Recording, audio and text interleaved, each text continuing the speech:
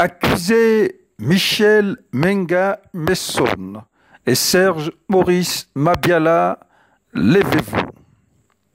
Voici qui sonne le glas des marathons juridiques en anciens compagnons de lutte via les formations politiques Rassemblement Héritage et Modernité dont se réclament les co-accusés et le Rassemblement pour la Patrie et la Modernité RPM d'Hugues Alexandre Barre-Chambrier, né des cendres du RHM, au box des accusés pour tentative de déstabilisation du Rassemblement pour la Patrie et la Modernité, Menga Messon et Mabiala se voient livrer les éléments constitutifs de charge par Edgar Owonondong, troisième vice-président du Rassemblement pour la Patrie et la Modernité RPM.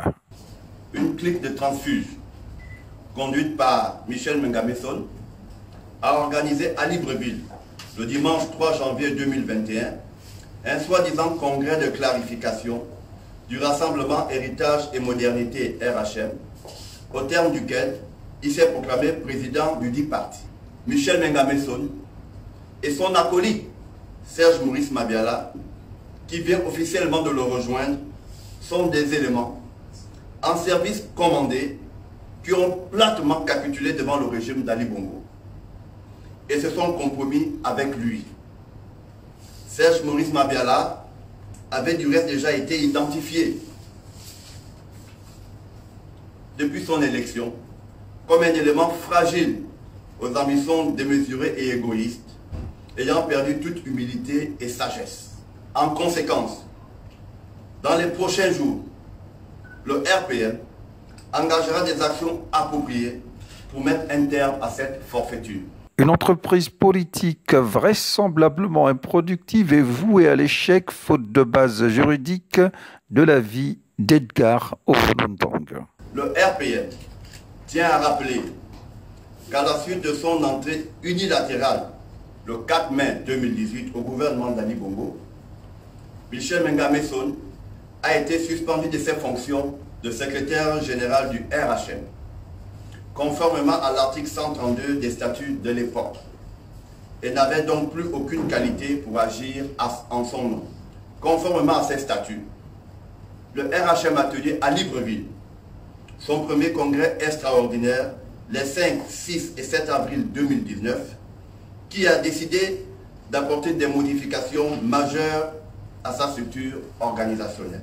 Suite à ces changements, l'appellation Rassemblement Héritage et Modernité RHM a été abandonnée au profit de celle de Rassemblement pour la Patrie et la Modernité RPM. En conséquence, le RHM n'a plus aucune existence juridique. Il s'est mué en RPM avec ses structures et son patrimoine.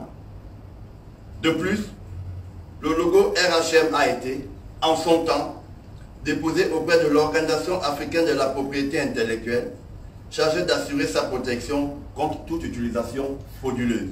Clientélisme politique présenté en moteur de cette manœuvre politique, visiblement destinée à faire les yeux doux au pouvoir, selon le Rassemblement pour la Patrie et la Modernité.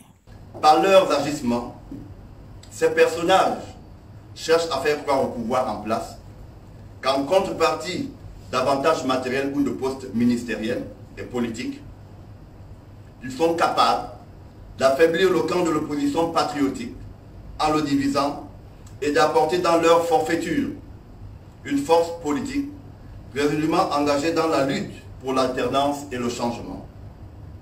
En cela, ils se trompent lourdement. Et ce n'est pas leur théorie fumeuse de positionnement au centre qui masquera leur échec. Cet acharnement du pouvoir contre le RPM démontre à suffisance que le parti est sur la bonne voie. Mobilisation de tous autour d'Hugues Alexandre Barre-Chambrier, tocsin sonné par Edgar Owonondong. Le RPM invite donc ses élus à garder leur calme, à ne pas se laisser berner par des pressions et des menaces d'où qu'elles viennent. le RPM appelle ses militants et sympathisants à demeurer vigilants, sereins, lucides et de ne pas se laisser abuser par des discours démagogiques et trompeurs. Le RPM demande à tous ses membres et sympathisants de continuer à soutenir sans réserve l'action avisée du président Alexandre Barreau-Chamblier à la tête du RPM, qui conduit les décisions du parti avec courage, lucidité et clairvoyance.